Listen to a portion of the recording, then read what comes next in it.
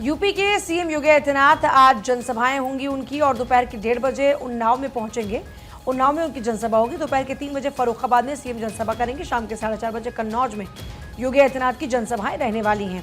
तो देखिए, ताबड़तोड़ चुनावी दौरे आप देख रहे हैं। उत्तर प्रदेश के मुख्यमंत्री योगी आदित्यनाथ के उत्तर प्रदेश की 80 लोकसभा सीटों पर बीजेपी का पूरा फोकस है। और इस बीच देखिए, अपने विधानसभा चुनाव में जीत के बाद में इस बार उत्तर प्रदेश के मुख्यमंत्री योगी आदित्यनाथ 2014-19 के बाद और बड़ी जीत बीजेपी को मिले, उसके लिए प्रयास करते हुए नजर आ रहे हैं। कन्नौज की बात करें, समाजवादी पार्टी का गढ़ माना जाता है। हालांकि डिंपल यादव की यहाँ से हार हुई। और अब अभी की देखिए बात करते हैं तो आज यहाँ पहुँच रहे हैं, कन्नौज में जनसभा को संबोधित करेंगे। इस बार देखिए, समाजवादी पार्टी भी मजबूती के साथ चुनावी मैदान में है। और आज उत्तर प्रदेश के मुख्यमंत्री योगी आदित्यनाथ खुद चुनावी मैदान में नजर आएंगे, प्रचार करते हुए नजर आने वाले हैं। और सबसे बड़ी बात यह है देखिए कि अभी अगर बात करते हैं तो हम लगातार देख रहे हैं कि वो अब हमले बोलते हुए नजर आ रहे हैं। समाजवादी पार्टी के ऊपर जब हमला बोलते हैं तो लॉ एंड ऑर्डर, गुंडों वाली सरकार का जिक्र वो करते हुए नजर आते हैं। और दूसरा, क्योंकि देखिए कन्नौज की अगर बात करें तो खुद अखिलेश यादव क्योंकि चुनावी मैदान में आ गए हैं, तो ऐसे में जाहिर तौर पर ये मानकर चलिए कि यूपी के सीएम योगी आदित्यनाथ की जब यहाँ पर जनसभा होने जा रही है तो ये मानकर चलिए कि पूरी तरीके से कोशिश ये की जाएगी कि यहाँ पर पार्टी को मजबूती मिले। और चलिए एक बार फिर से अखबारों के अगर हम पन्ने पलटाएं तो सबसे पहले बात इसमें होगी, अमेठी छोड़कर रायबरेली पहुंचे राहुल गांधी। कल पूरे दिन इस खबर की चर्चा बनी रही। उन्होंने कल नामांकन किया। नॉमिनेशन के दौरान सोनिया गांधी, मल्लिकार्जुन खड़गे, प्रियंका गांधी समेत तमाम कांग्रेस के दिग्गज मौजूद रहे। तस्वीर आपकी टीवी स्क्रीन पर नामांकन के दौरान की ये है। आखिरी दिन था कल नामांकन का। इस दौरान नामांकन राहुल गांधी ने किया। हालांकि ये सवाल बार बार उठ रहा था कि आखिर अमेठी क्यों राहुल गांधी ने छोड़ी, लेकिन राहुल गांधी इस बीच कहते हुए नजर आए, अमेठी और रायबरेली मेरे लिए अलग अलग नहीं है। उन्होंने कहा कि रायबरेली से नामांकन मेरे लिए एक भावुक पल था। मेरी मां ने मुझ पर भरोसा जताया, मुझे बड़े भरोसे के साथ परिवार की कर्मभूमि सौंपी है और उसकी सेवा का मौका दिया। तमाम ये बड़ी बातें राहुल गांधी की तरफ से कही गई। बात अगर करें हम रायबरेली की, तो रायबरेली सीट पर सोनिया गांधी अजय रही हैं। 2004 में उन्होंने चुनाव लड़ा। उसके बाद 2006 के उपचुनाव में, 2009, 2014, 2019 में वो विजयी हुई हैं। सोनिया हर बार रायबरेली से अजय रही। इसके पहले 1967 में इंदिरा गांधी ने रायबरेली से चुनाव लड़ा था और वो जीती थी। कुल मिलाकर गांधी परिवार का गढ़ रायबरेली, और कहीं ना कहीं वजह यही है कि इस बार राहुल गांधी ने अमेठी छोड़कर रायबरेली को चुना। बढ़ते खबरों में आगे और अगली बड़ी खबर आपको बताते चले। देखिए, नामांकन की तस्वीरें निकलकर कल सामने आई थी और नामांकन के बाद राहुल गांधी का ट्वीट भी सामने आया। रायबरेली से नामांकन मेरे लिए एक भावुक पल था। मां ने भरोसे के साथ परिवार की कर्मभूमि सौंपी। अमेठी और रायबरेली दोनों मेरा परिवार है। राहुल गांधी ने सोशल मीडिया प्लेटफॉर्म एक्स पर ये पोस्ट शेयर किया है। तो देखिए, उन्होंने पोस्ट शेयर करते हुए लिखा है, रायबरेली से नामांकन मेरे लिए भावुक पल था। मेरी मां ने बड़े भरोसे के साथ परिवार की कर्मभूमि सौंपी है और अमेठी और रायबरेली दोनों मेरा परिवार है। साथ ही साथ प्रियंका गांधी वाड्रा, जो कि कांग्रेस महासचिव हैं, उन्होंने भी इस दौरान लिखा कि मां ने कहा था मेरा परिवार दिल्ली में अधूरा है, वह रायबरेली आकर पूरा होता है। मेरा ऐसा परिवार जिसने कई पीढ़ियों को अपने में मिला लिया है। तो नामांकन के बाद एक इमोशनल पोस्ट जो है वो राहुल गांधी और प्रियंका गांधी वाड्रा की तरफ से किया गया। और देखिए, इस बीच पश्चिम बंगाल के बर्धमान में प्रधानमंत्री नरेंद्र मोदी मौजूद रहे। उनके द्वारा हुंकार भरी गई। रायबरेली से उम्मीदवार पर राहुल गांधी पर यहां पर तंज कसते हुए पीएम नजर आए। उन्होंने कहा कि अमेठी से डरकर रायबरेली भागे राहुल गांधी। अमेठी में लड़ने से डरे शहजादे। एक तरीके से राहुल गांधी को आड़े हाथों लिया। वायनाड में भी हारेंगे। और क्या कुछ कहा, आपको सुनवाते हैं। मैंने पहले ही बता दिया था कि शाहजादे वायनाड में हारने वाले हैं और हार के डर से जैसे ही वायनाड में मतदान समाप्त होगा वो दूसरी सीट खोजने लग जाएंगे। और अब दूसरी सीट पर भी उनके सारे चेले चपाटे कह रहे थे अमेठी आएंगे, अमेठी आएंगे, लेकिन अमेठी से भी इतना डर गए, इतने डर गए, वहां से भागकर अब रायबरेली में खोज रहे हैं रास्ता। और देखिए, एक तरफ जहां रायबरेली से राहुल गांधी ने अपना नामांकन दाखिल किया, कांग्रेस कह रही है कि एक बड़ा दांव है, तो वहीं राहुल गांधी पर अमित शाह ने तंज कसा है। अमेठी से रायबरेली भागे राहुल गांधी। राहुल ने कोरोना टीके पर भी सवाल उठाए। राहुल को सोनिया ने 20 बार लॉन्च किया और तंज कसते हुए क्या कहा, रायबरेली से लॉन्च करने की कोशिश भी नाकाम होगी। और मुझे लगता है कि ये हर अखबार में यह खबर ज़रूर होगी। और प्रधानमंत्री मोदी ने भी यही बात की कि उनको कई दफ़ा लॉन्च किया, 20 बार उनको लॉन्च कर चुके हैं, फिर से उनको लॉन्च कर रहे हैं। अमित शाह ने भी ये कहा कि फिर से लॉन्च कर दिया रायबरेली से, लेकिन यहाँ भी लॉन्चिंग सफल नहीं होने वाली। सुनिए। राहुल बाबा, इस सोनिया जी ने, मोदी जी ने तो एक ही बार ट्राई किया और चंद्रयान लॉन्च हो गया। ये राहुल बाबा नाम के यान को सोनिया जी 20 बार लॉन्च कर चुकी है, मगर लॉन्चिंग इनकी सफल नहीं हुई है। और आज 21वीं बार फिर से अमेठी से भागकर रायबरेली में पर्चा डाला। अरे राहुल बाबा, मैं यहां से रायबरेली का परिणाम बता देता हूं। भारतीय जनता पार्टी के प्रत्याशी दिनेश प्रताप सिंह के सामने आप रायबरेली से प्रचंड बहुमत से हारने जा रहे हैं। मेरी बात लिख भाई। प्रधानमंत्री जी ने पहले से ही जनता को आगाह कर दिया था कि जैसे ही वायनाड में वोट पड़ जाएगा उसके बाद राहुल जी रुख करेंगे एक नई सीट का। प्रधानमंत्री के शब्द साक्षात आपके सामने धरा पर इम्प्लीमेंट होते आप देख पा रहे हैं।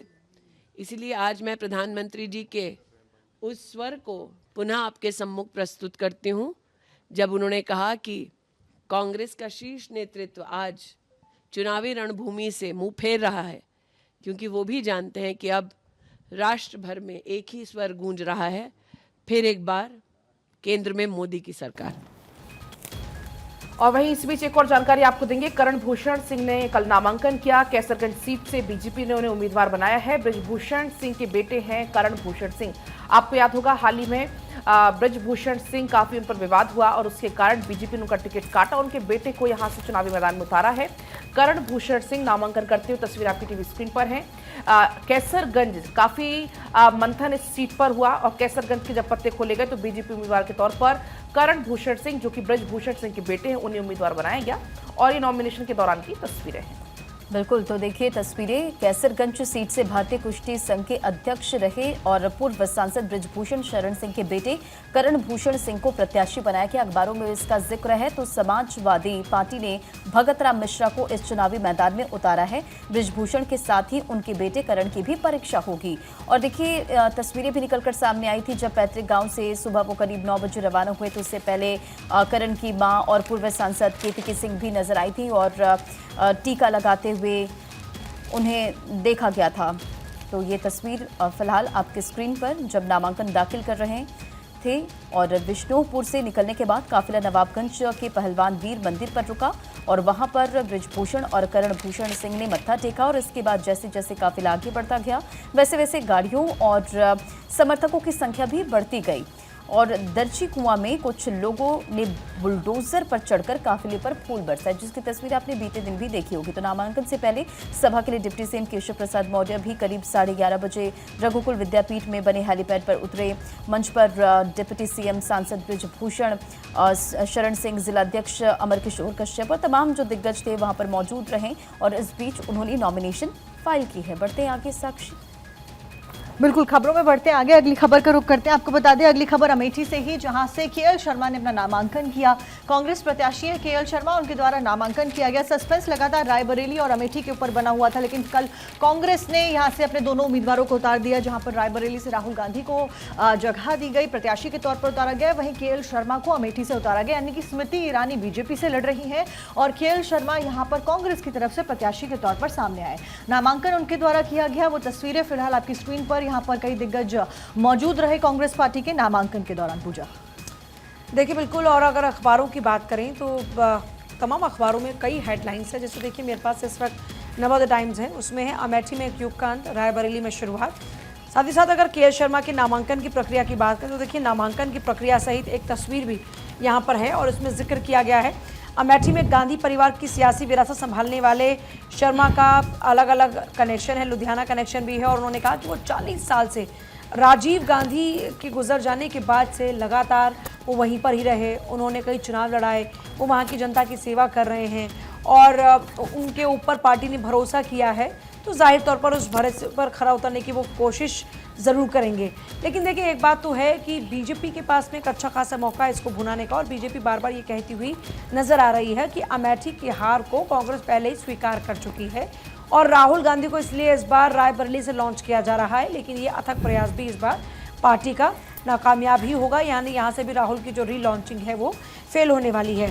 कांग्रेस ने गांधी परिवार की परंपरागत सीट अमेठी रायबरेली को लेकर जो सस्पेंस है वो खत्म किया और अमेठी से के शर्मा को चुनावी मैदान में उतारा है। आप खासकर देखिए, पीएम मोदी की बात करें, अमित शाह की बात करें, सबने इस पूरे मामले को लेकर घेरा है। और जब आप अमेठी सीट की देखिए बात करते हैं तो 1977 की बात करें, 67 से 77 की बात करें तो कांग्रेस के पास रही, 77 से 80 में जनता पार्टी के पास रही, उसके बाद लगातार कांग्रेस के पास रही। 1998-99 में संजय सिंह के खाते में गई ये सीट, फिर 99 से लेकर 2004 तक कांग्रेस के पास, फिर 2004 से लेकर 19 तक राहुल गांधी यहाँ से चुनाव जीतते रहे और 2019 में यहाँ से चुनाव जीतती हैं स्मृति ईरानी और इस बार के शर्मा। और के शर्मा नामांकन भरने के बाद क्या कुछ कह रहे हैं, एक बार सुनिए। मैं सबसे पहले तो कांग्रेस पार्टी का भारी हूं, जिन्होंने एक छोटे से कार्यकर्ता को इतनी बड़ी जिम्मेवारी के काबिल समझा। मैं आदरणीय खड़गे जी का, आदरणीय सोनिया जी का, आदरणीय राहुल जी का, आदरणीय प्रियंका जी का तहे दिल से आभारी रहूँगा, क्योंकि मैंने 40 साल इस क्षेत्र की सेवा करी है। ठीक है, आज भी कर रहा हूँ, कंटिन्यू कर रहा हूँ और मेरे को बहुत खुशी की बात है कि इतने छोटे से कार्यकर्ता को उन्होंने इतनी बड़ी जिम्मेवारी दी। मैं आभारी हूँ उनका।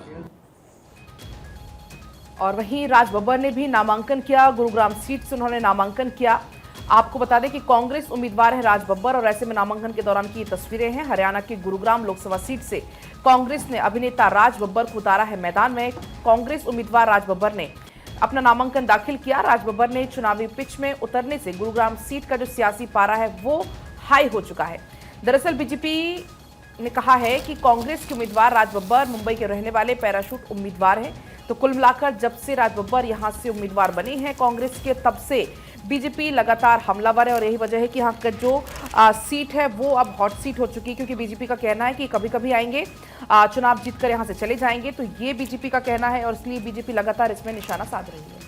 और राज बब्बर कह रहे हैं मैं बाहरी नहीं, मैं भारी हूँ, दिलों में बसने आए हूँ। गुरुग्राम सीट से राज बब्बर ने अपना पर्चा भरा है और कह रहे हैं कि बाहरी नहीं, क्योंकि उनके ऊपर बाहरी होने के आरोप लग रहे हैं। इससे पहले यूपी में चुनाव लड़ा, यूपी के कमान को भी संभाला, कांग्रेस पार्टी ने बड़ी जिम्मेदारी दी, लेकिन ना वहां पर कांग्रेस को जीत दिला पाए, ना खुद ही जीत पाए। और इस बार पार्टी ने उनको गुरुग्राम से चुनावी मैदान में उतारा है और इस कारण से जो गुरुग्राम के कांग्रेस नेता हैं उनमें काफ़ी असंतोष भी है। लेकिन राज बब्बर कह रहे हैं कि मैं दिलों में बसने आया हूँ, बाहरी नहीं, मैं बाहरी हूँ। बढ़ते हैं खबरों में आगे। चुनाव प्रचार के दौरान घायल हुए तेजस्वी, अररिया में जनसभा के दौरान दरअसल उनके पैर में हल्की चोट लग गई। सुरक्षा कर्मियों ने कार तक पहुंचाया और ये तस्वीर आपके स्क्रीन पर, यहाँ पर अररिया में चुनावी सभा कर रहे थे और चुनावी सभा के दौरान तमाम बड़ी बातों का जिक्र कर रहे थे, लेकिन इसी बीच देखिए उनके पैर में चोट लग गई और उसके बाद सुरक्षा कर्मियों ने कार तक उनको पहुंचाया। तस्वीर आपके स्क्रीन पर, चुनाव प्रचार प्रसार के दौरान घायल हुए तेजस्वी यादव। तो अररिया से ये तस्वीर देखिए, सुरक्षा कर्मियों ने किस तरह से उन्हें कार में बैठाया। दरअसल उनके पैर में हल्की चोट लग गई, जिसके बाद उन्हें कार में बैठाकर अस्पताल ले जाया गया। तो देखिए यहाँ पर तस्वीरें फिलहाल आपकी स्क्रीन पर। चुनाव प्रचार के दौरान तेजस्वी यादव किस तरीके से घायल हो गए, उसके बाद यहाँ पर पुलिसकर्मी की सहायता और अन्य लोगों की सहायता के साथ में उनको कार तक पहुँचाया गया और उसके बाद वो अपने स्थान तक पहुँचे। सुरक्षा कर्मियों ने कार तक पहुँचाया और तस्वीरें फिलहाल आपकी स्क्रीन पर, जब चोटिल होने के बाद में, चोट लगने के बाद में उनको वहां से लेकर जाया गया। आगे बढ़ते हुए कांग्रेस नेता जीतू पटवारी के बारे में बता दें आपको, उनके खिलाफ में एफआईआर और इमरती देवी की शिकायत पर मामला दर्ज कराया गया। दरअसल जीतू पटवारी के विवादित स्टेटमेंट का यह पूरा मामला है, जिसमें एफआईआर अब करा दी गई है। इमरती देवी के द्वारा विवादित स्टेटमेंट जो उनके द्वारा दिया गया था उसके ऊपर मामला फिलहाल लीगल होता हुआ नजर आ रहा है। एफआईआर दर्ज करा दी गई है। देखिए बिल्कुल मामला दर्ज कराया गया है। इमरती देवी की शिकायत पर मामला दर्ज हो चुका है और इस बीच जीतू पटवारी के बचाव में भी कुछ लोग उतर कर आए हैं, लेकिन फिलहाल जाहिर तौर पर जिस तरह से एफआईआर दर्ज हो चुकी है उसमें जीतू पटवारी की मुश्किलें कम होती हुई नजर नहीं आती हैं। आगे बढ़ते हुए बात होगी लोकसभा चुनाव की। लोकसभा चुनाव को लेकर समाजवादी पार्टी ने एक और सूची जारी की है और इस सूची में 2 उम्मीदवारों के नाम शामिल है। फतेहपुर से नरेशोत्तम पटेल को टिकट दिया गया, तो वहीं कैसरगंज से भगत राम उम्मीदवार हैं, यानी करण भूषण के सामने कैसरगंज से भगत राम उम्मीदवार हैं। कैसरगंज सीट इस बार खूब सुर्खियों में है और उसकी वजह खुद ब्रजभूषण है। ब्रजभूषण के ऊपर लगे यौन शोषण के आरोपों के बाद में पार्टी ने उनको टिकट न देकर उनके परिवार के सदस्य, उनके बेटे को ये टिकट दिया है। और ऐसे में ब्रजभूषण शरण सिंह के बेटे करण को पूरा भरोसा है कि पापा की जो विरासत है उस विरासत को वो बखूबी संभालेंगे। और फतेहपुर से नरेशोत्तम पटेल को समाजवादी पार्टी ने टिकट दिया। कैसरगंज से भगत राम उम्मीदवार हैं पीडीए के नाम। अब की ये देखिए, ये जो लेटर है समाजवादी पार्टी का, इस लेटर पे फतेहपुर से नाम है और कैसरगंज सीट से नाम है। फतेहपुर से नरेशोत्तम को और कैसरगंज से भगत राम को उम्मीदवार बनाया गया है। धीरे धीरे करके देखिए, जहां जहां पर उम्मीदवार बचते हैं उन सीटों पर पार्टीज उम्मीदवार उतार रही है। इस बीच 2 और नए उम्मीदवारों का नाम जारी किया समाजवादी पार्टी में, जिसमें सबसे इंपॉर्टेंट कैसरगंज की सीट, क्योंकि पिछले कुछ दिनों से लगातार लाइमलाइट में है। और वहीं पश्चिमी यूपी में आरएलडी को लगा है बड़ा झटका। राष्ट्रीय प्रवक्ता रोहित जाखड़ ने दिया अपना इस्तीफा। पार्टी की सभी जिम्मेदारियों से इस्तीफा उन्होंने दिया है। ब्रजभूषण शरण सिंह के बेटे को टिकट का विरोध उन्होंने किया इस्तीफा देते हुए। आरएलडी अध्यक्ष जयंत सिंह को जाखड़ ने अपना भेजा इस्तीफा, तो ये बड़ी जानकारी है। पश्चिमी यूपी को बड़े झटके के तौर पर इसमें देखा जा रहा है। आरएलडी को बड़े झटके के तौर पर इसको देखा जा रहा है। राष्ट्रीय प्रवक्ता रोहित जाखड़ ने अपना इस्तीफा पेश कर दिया है और सभी जिम्मेदारियों से अपना इस्तीफा दे दिया है। बढ़ते खबरों में आगे और देखिए, चुनाव प्रचार के दौरान सिंधिया का एक अलग अंदाज नजर आया। दरअसल चुनावी गाने पर जमकर झूमते नजर आए ज्योतिरादित्य सिंधिया और जनता को ज्योतिरादित्य सिंधिया का धन्यवाद। चंदेरी में ज्योतिरादित्य सिंधिया चुनाव प्रचार प्रसार कर रहे थे। चंदेरी में चुनाव प्रचार के दौरान ज्योतिरादित्य सिंधिया का अलग अंदाज देखने को मिला। इस दौरान सिंधिया ने कार की छत पर लोगों को धन्यवाद दिया और चुनावी गाने पर देखिए जमकर थिरकते हुए नजर आए। तो देखिए किस तरह से उन पर फूलों की बारिश हो रही है और चुनावी गाने पर थिरकते हुए ज्योतिरादित्य सिंधिया की तस्वीर। दरअसल चुनाव प्रचार प्रसार के दौरान उनका ये अलग अंदाज देखने को मिला। 2024 के इन चुनावों में एक अलग ही तस्वीरें सामने आ रही। कल हमने भारत 24 के इसी बुलेटिन के माध्यम से दिखाया था किस तरीके से हेमंता बिस्वा शर्मा वो भी नाचते हुए इसी तरीके से गाते हुए नजर आए। की बात हो जाए तो ये अलग अलग तस्वीरें निकलकर सामने आ रही। देखिए, तमाम जो दल हैं पूरी दमखम के साथ चुनावी मैदान में हुंकार भरते हुए नजर आ रहे हैं और जनता के बीच किस तरह से वो उनके साथ कनेक्ट हो सके। बीते दिन भी आपने देखी थी ये तस्वीर हेमंता बिस्वा शर्मा की, जब उन्होंने भी इसी तरह के चुनावी प्रचार प्रसार के गाने पर वो जमकर झूमते नजर आए और इस बीच जो लोग वहाँ पर मौजूद थे उनका भी जोश हाई नजर आ रहा था। और ये तस्वीर फिलहाल सिंधिया की है जब चुनाव प्रचार प्रसार चंदेरी में कर रहे थे और इस बीच देखिए किस तरह से कार की छत पर चढ़कर चुनावी गाने पर झूमते नजर आ रहे हैं। फूलों की बारिश उन पर हो रही है, लोगों की भीड़ वहां पर इकट्ठा नजर आ रही है। साक्षी बिल्कुल, और ये तस्वीरें फिलहाल आप देख रहे हैं चुनाव प्रचार के दौरान किस तरीके से सिंधिया यहाँ पर थिरकते हुए नजर आए। आगे बढ़ते हैं, अगली खबर दिल्ली से। दिल्ली शराब घोटाले से जुड़े मनी लॉन्ड्रिंग के मामले में मुख्यमंत्री अरविंद केजरीवाल की याचिका पर सुप्रीम कोर्ट में बड़ी टिप्पणी सामने आई। अगर सुनवाई में अधिक समय लगेगा, सुप्रीम कोर्ट ने कहा, तो हम केजरीवाल को अंतरिम जमानत देने पर कर सकते हैं विचार, क्योंकि दिल्ली के लोकसभा चुनाव नजदीक है। सुप्रीम कोर्ट के द्वारा से कहा गया, जिससे ये प्रतीत होता है कि हो सकता है कि अरविंद केजरीवाल की मुश्किलें थोड़ी कम हो जाए, लेकिन फिलहाल शराब घोटाले के मामले में अरविंद केजरीवाल पूरी तरीके से घिरते हुए नजर आ रहे हैं। पूजा, देखिए, बिल्कुल केजरीवाल को अंतरिम राहत मिल सकती है। बड़ी बात यह है कि इस पूरे मामले को लेकर, क्योंकि सुप्रीम कोर्ट में सुनवाई चल रही है और सुप्रीम कोर्ट ने कल क्या कहा, देखिए नवोदय टाइम्स मेरे पास है, फ्रंट पेज पर एक खबर है और 3 मई की ये पूरी देखिए जानकारी। दिल्ली के मुख्यमंत्री अरविंद केजरीवाल को आबकारी नीति जुड़े धनशोधन के मामले में गिरफ्तारी के 43 दिन बाद राहत मिलने की उम्मीद अब नजर आ रही है। और उच्चतम न्यायालय ने शुक्रवार को ईडी को से ये कहा कि दिल्ली में लोकसभा चुनाव के मद्देनजर उनकी अंतरिम जमानत याचिका पर 7 मई को दलीलें सुनने पर विचार कर सकते हैं और एजेंसी इसके लिए तैयार रहे। न्यायमूर्ति संजीव खन्ना और न्यायमूर्ति दीपांकर दत्ता की पीठ ने ईडी की ओर से पेश अतिरिक्त सॉलिसिटर जनरल एसवी राजू ने कहा कि गिरफ्तारी के खिलाफ केजरीवाल की याचिका पर सुनवाई के समय लगने की संभावना है और इसलिए अदालत उन्हें अंतरिम जमानत देने पर जांच एजेंसी का पक्ष सुनने पर विचार कर रही है और आज की अपनी दलीलें समाप्त कर रहे राजू से पीठ ने कहा कि ऐसा लगता है कि हम आज सुनवाई पूरी नहीं कर पाएंगे, मंगलवार सुबह इसको देखते हैं, अगर इसमें समय लगता है तो हम चुनाव की वजह से अंतरिम जमानत पर विचार कर सकते हैं। कुल मिलाकर देखिए, इस पूरे मामले में अरविंद केजरीवाल की गिरफ्तारी को लेकर मामला कोर्ट में पहुंचा, सुप्रीम कोर्ट में पहुंचा। उसके बाद ईडी से जवाब मांगा गया। ईडी से जवाब के बाद में खुद अरविंद केजरीवाल ने भी हलफनामा दायर किया। उसके बाद से लगातार इस पूरे मामले को लेकर सुनवाई चल रही है और जब कोर्ट की कल ये टिप्पणी रही जिसमें कोर्ट ने स्पष्ट तौर पर कहा कि इसमें वक्त लग रहा है और लोकसभा चुनाव है, ऐसे में हम अंतरिम जमानत पर विचार कर सकते हैं। उसी के बाद से लगातार अरविंद केजरीवाल के लिए जाहिर तौर पर एक राहत की खबर है, पार्टी के लिए राहत की खबर है, क्योंकि 2014 के चुनाव की देखिए बात करें, 19 के चुनाव की बात करें तो अरविंद केजरीवाल के नेतृत्व में चुनाव लड़े गए, लेकिन 2024 के चुनाव में अरविंद केजरीवाल की एब्सेंस में चुनाव लड़ा जा रहा है। उनकी पत्नी उनके बिहाफ पर लोगों के बीच जाकर बात करती नजर आ रही हैं, मनीष सिसोदिया कमान संभालते नजर आ रहे हैं, लेकिन बड़ी बात यह है, माफ कीजिएगा, संजय सिंह कमान संभालते नजर आ रहे हैं, क्योंकि मनीष सिसोदिया सलाखों के पीछे हैं, अरविंद केजरीवाल सलाखों के पीछे हैं। तो जाहिर तौर पर पार्टी के लिए इस वक्त काफी सारे चैलेंजेस हैं, और इस खबर के बाद जाहिर तौर पर पार्टी के लिए एक राहत और एक खुशी और एक उम्मीद की बात जरूर है। तो कल का दिन बेहद खास था। सीएम अरविंद केजरीवाल को लेकर सुनवाई हुई, वहीं मनीष सिसोदिया के मामले में भी कल सुनवाई हुई।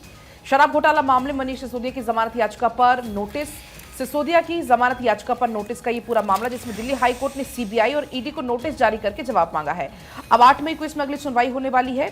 दरअसल आपको बता दें, सिसोदिया ने इसके साथ साथ में एक और आवेदन दाखिल किया, और इस आवेदन में उनकी बीमार पत्नी से सप्ताह के एक दिन मुलाकात की उन्होंने अनुमति मांगी थी, जिसको स्वीकार भी कर लिया गया। पत्नी से सप्ताह में एक दिन घर पर मुलाकात की सिसोदिया की जो मांग है उसको स्वीकार कर लिया है।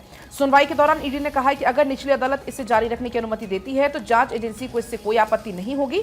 इस पर अदालत ने निचली अदालत के पूर्व आदेश के तहत सिसोदिया की पत्नी से घर या अस्पताल में मुलाकात की अनुमति दे दी है। 30 अप्रैल को जमानत याचिका खारिज करते हुए राउज एवेन्यू की विशेष न्यायाधीश कावेरी बावेजा ने यह कहा था कि सिसोदिया समेत तमाम जो आरोपी हैं उनके द्वारा मामले की सुनवाई में देरी करने का पुरजोर प्रयास किया जा रहा है। तो कुल मिलाकर कल का दिन बहुत खास था, और कल की अगर हम बात करें तो सिसोदिया की याचिका पर ईडी और सीबीआई से अब जवाब मांगा है, साथ में जो एक और अनुमति मांगी गई थी पत्नी से मुलाकात की, उसको भी स्वीकार कर लिया गया है। बढ़ते खबरों में आगे बात आगरा की करते हैं, जहां स्वामी प्रसाद मौर्य पर जूता फेंका गया।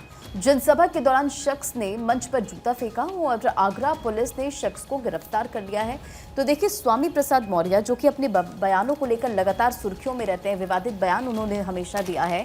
फिलहाल ये तस्वीर आपके स्क्रीन पर, जहां आगरा में स्वामी प्रसाद मौर्य पर जूता फेंका गया, तस्वीर कैमरे में भी कैद हुई है, जो कि आप इस वक्त स्क्रीन पर देख रहे हैं। दरअसल मंच पर वो संबोधित कर रहे थे, इसी बीच जो सभा है उस सभा से एक शख्स वहां से निकल कर आता है और स्वामी प्रसाद मौर्य पर जूता फेंक देता है। हालांकि पुलिस दौड़कर उस शख्स को गिरफ्तार कर लेती है।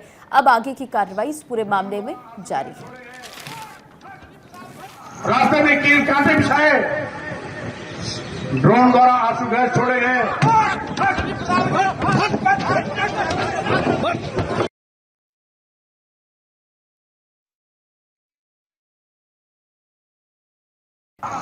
जहां स्वामी प्रसाद मौर्य ने के ऊपर जूता फेंका गया है, तस्वीरें आप देख रहे हैं। जनसभा के दौरान शख्स ने मंच पर जूता फेंका, हालांकि पुलिस ने गिरफ्तार कर लिया है।